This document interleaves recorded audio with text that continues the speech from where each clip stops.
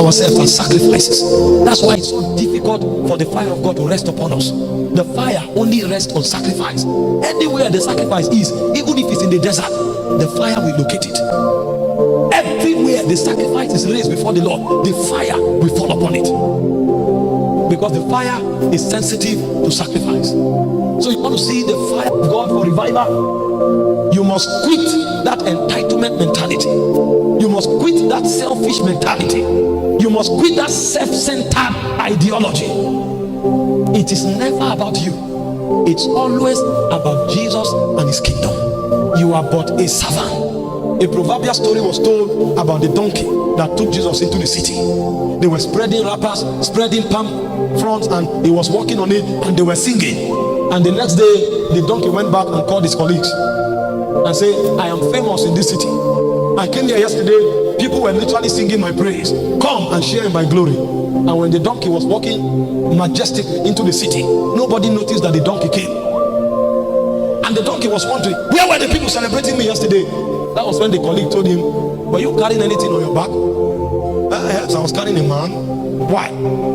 He said, you were created to carry burdens and to bear others. So the honor you receive is a function of your service. It's not because of who you are. It is about Christ. So until you see yourself as a servant, the resources of fire can never rest on your life. Every time you see a generation burning, you have seen a generation that have made themselves servants of Christ. Every time you see a generation bringing witness and making impact, it's not because they know the Bible so well. It's because they know the act of being servants so well. Paul said in 1 Corinthians chapter 4 verse 1, he said we are servants of God, therefore we are stewards of the mysteries of Christ.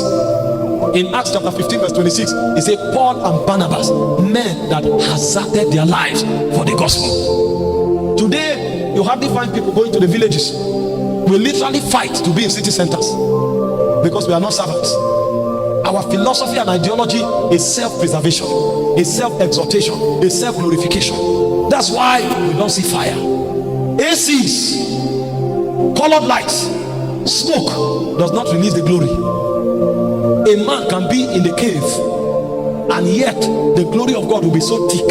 People will come there and they will be slain under the glory, and they will remain there for days. The nations will come there. Kings on the earth will come there. If the fire of God rests on the man, you will be shocked the inconveniences that people will endure to find you. You can be in the cave, yet the glory of the world and the nobles of the nation will endure pain and hardship to look for you, just to behold your countenance. That was why John was in the wilderness. The Bible said the whole of Jerusalem and Judea went to him. That was a servant. He didn't come into it for anything. When Jesus began his ministry, his disciples ran to him and told him, that man you baptized the other day is on the other side of the Jordan, and men go to him. He said, I must decrease and he must increase. That's a servant.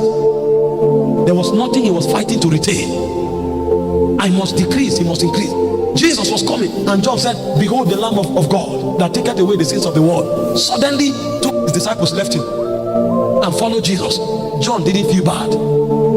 If it's in our day now, it will be on Facebook.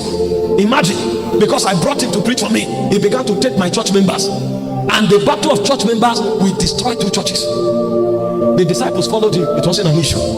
The man knew his calling. He's a voice crying in the wilderness, prepare a way for the Lord.